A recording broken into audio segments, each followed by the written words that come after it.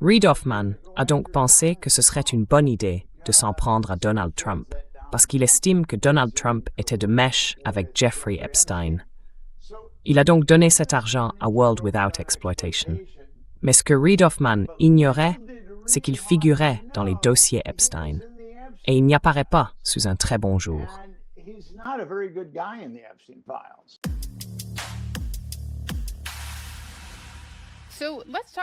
Alors parlons un peu de votre dernier article. Vous posez la question, les survivantes d'Epstein sont-elles à nouveau exploitées? Quelle réponse avez-vous trouvée à la question que soulève votre article?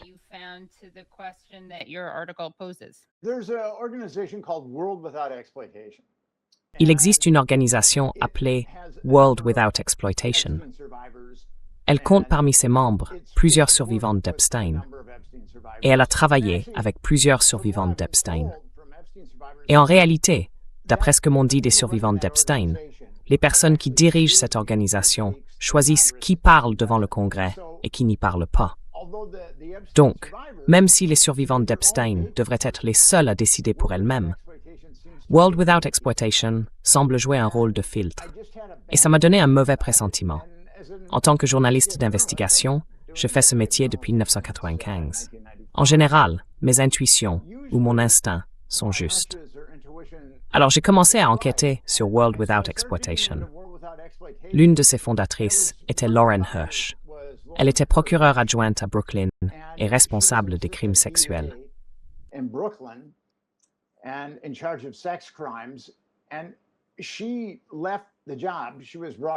Et elle a quitté son poste. Elle a comparu devant une commission d'éthique parce qu'il y avait des éléments montrant qu'elle avait dissimulé des preuves dans une affaire et envoyé des innocents en prison. Tout tournait autour d'une jeune femme qui était allée voir la police en disant qu'elle avait été violée. Puis, peu après, elle est revenue sur ses accusations, même si je pense que nombre de ses allégations étaient vraies. Et cette rétractation a été dissimulée. Lauren Hirsch a supervisé un procureur spécial devant un grand jury qui s'en est pris aux 4 hommes. Ils ont fini en prison, alors même que la jeune femme avait essentiellement retiré ce qu'elle avait dit. Et les grands jurys sont très faciles à manipuler pour les procureurs spéciaux.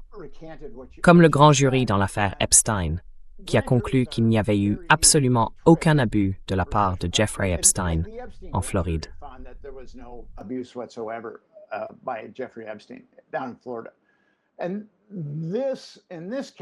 Et dans ce cas précis, ces types ont été inculpés de plusieurs chefs d'accusation. Et l'une des procureurs spéciales du bureau de Brooklyn, ou l'une des procureurs du bureau de Brooklyn, estimait vraiment que ce dossier était fragile. Elle ne voulait rien avoir à faire avec ça.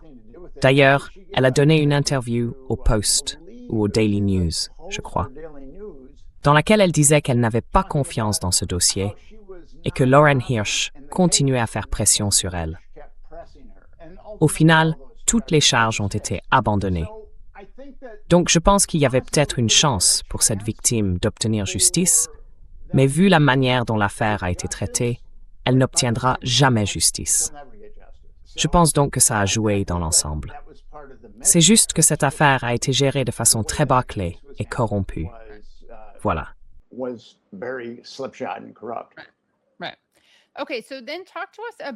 D'accord. Alors, parlez-nous de vos recherches sur World Without Exploitation. Vous avez aussi découvert Reid Hoffman et sa relation avec cette organisation. Dites-nous, qui est Reid Hoffman? Quelle est sa relation avec elle et pourquoi il compte?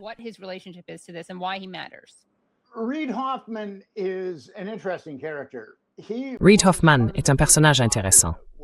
Il faisait partie de la mafia PayPal, qui nous a donné des êtres humains aussi formidables qu'Elon Musk, Peter Thiel et Reid Hoffman. Reid Hoffman a ensuite cofondé LinkedIn, qu'il a vendu à Bill Gates pour 26,2 millions de dollars. Et Reid Hoffman n'aime manifestement pas Donald Trump, puisqu'il a financé les poursuites d'E. Jean Carroll contre Donald Trump, qui ont été confirmées. Mais il finançait aussi World Without Exploitation. World Without Exploitation a diffusé une publicité pendant Monday Night Football, ce qui coûte relativement cher. Il l'a financé, il l'a payé, ou en a payé une partie. Et c'était la veille du vote du Congrès sur les dossiers Epstein, pour décider s'ils allaient ou non rendre publics les dossiers Epstein.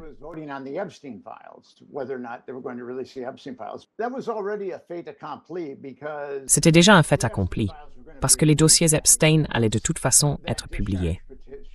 Une fois que cette procédure de décharge, lancée par Massey et Ro Khanna, a obtenu une majorité à la Chambre, il était inévitable qu'elle soit soumise au vote à la Chambre. Les républicains, à la Chambre, puis au Sénat, ont donc cédé. Et Donald Trump a signé la loi sur la transparence des dossiers Epstein. Reid Hoffman a donc pensé que ce serait une bonne idée de s'en prendre à Donald Trump, parce qu'il estime que Donald Trump était de mèche avec Jeffrey Epstein. Il a donc donné cet argent à World Without Exploitation. Puis World Without Exploitation a diffusé un spot pendant le Super Bowl, ce qui, d'après ce que j'ai entendu, coûte jusqu'à 7 ou 8 millions de dollars. I've heard it's up to $7 or $8 million. And he financed that. But little did Reid Hoffman know. Et c'est lui qui a financé ça. Mais ce que Reid Hoffman ignorait, c'est qu'il figurait dans les dossiers Epstein. Et dans ces dossiers, il n'apparaît pas sous un très bon jour. En réalité, il est dans les dossiers Epstein. Il se moque complètement des victimes d'Epstein. Il n'aime tout simplement pas Donald Trump. Et il voulait blanchir son ami, son bon ami, Jeffrey Epstein. Et je connais une victime d'Epstein qui a dit qu'elle était adulte, mais qu'elle avait été forcée d'avoir des relations sexuelles avec Reid Hoffman. Elle a dit que c'était moite et huileux, et que ça avait été une expérience très dysphorique. Donc, concernant Reid Hoffman, le lot de documents a été publié le 30 janvier, et le Super Bowl a eu lieu le 8 février. Il y avait donc assez de temps pour comprendre pleinement que Reid Hoffman était de mèche avec Jeffrey Epstein.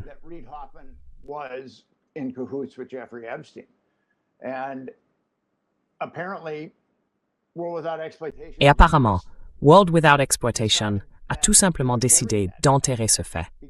Parce que, dans la publicité de lundi soir financée par Reid Hoffman, World Without Exploitation remercie Reid Hoffman. Reid Hoffman en parle sur X. Mais pas un mot sur la publicité du Super Bowl. Pas un mot. Et nous avons eu plus d'une semaine pour vraiment comprendre, à cause de la publication de ces documents, que Reid Hoffman était un proche d'Epstein. Alors, ces documents ne disent pas que Reid Hoffman. Ils montrent clairement que Reid Hoffman était un proche d'Epstein, qu'il est allé sur l'île, qu'il a dormi chez Epstein. Mais c'est la survivante à qui j'ai parlé personnellement qui a dit qu'elle avait été contrainte ou forcée d'avoir des relations sexuelles ou une liaison avec Reid Hoffman.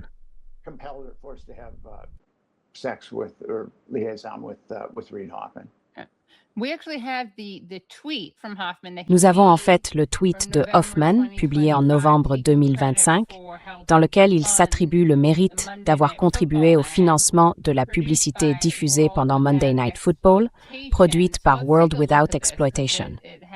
Regardons ça, parce que ça a suscité des réactions intéressantes. Donc il tweet « Les dossiers Epstein doivent être publiés dans leur intégralité. Ce soir, je soutiens World Without Exploitation et je diffuse cette publicité pendant Monday Night Football pour réclamer exactement cela. » Et puis il y a « Le tweet a reçu un ajout de contexte par les lecteurs. Il dit « Contexte important. Hoffman est inextricablement lié à Epstein, notamment par des visites sur son île, dans sa maison de ville à Manhattan, et après sa condamnation, lorsque Hoffman a collaboré avec le délinquant sexuel condamné pour aider à réhabiliter l'image publique d'Epstein. » Donc c'est quelqu'un qui était à l'aise avec Epstein, mais qui n'aime vraiment pas Trump, c'est ça?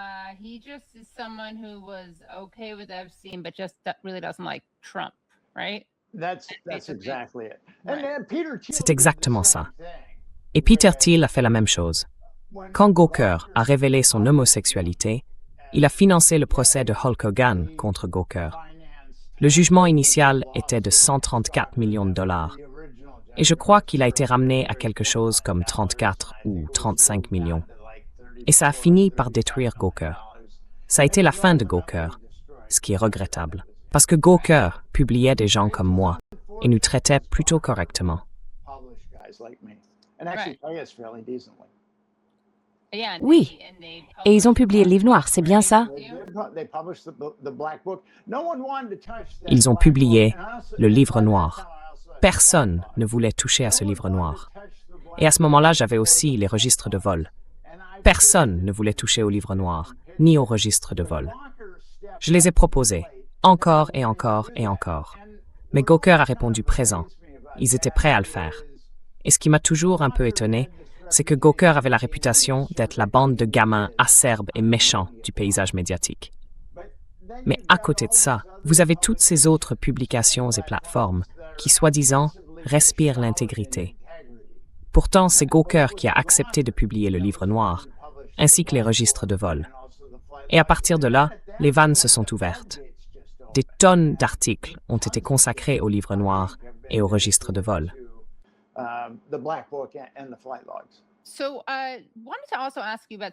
Je voulais aussi vous interroger sur quelque chose que vous avez mentionné dans votre récent article. Vous y avez parlé d'une survivante à qui vous avez parlé, et elle a mis en garde en disant « Tout ce que fait World Without Exploitation semble être motivé par un agenda politique et un intérêt personnel, plutôt que par une quête de justice. » Alors, que pouvez-vous nous dire de plus, tout en respectant évidemment vos sources, sur ces conversations et sur la manière dont les survivantes d'Epstein perçoivent World Without Exploitation, et plus généralement, sur la manière dont leurs récits ont été traités par les membres du Congrès et les médias? Si vous regardez ça en direct, vous avez beaucoup de chance d'avoir pu voir tout ça. Mais si vous regardez plus tard et que vous voulez voir l'interview complète avec Nick sur Epstein et sur Israël, vous pouvez le faire sur patreon.com/The Katie Halper Show. Encore une fois, c'est patreon.com/The Katie Halper Show.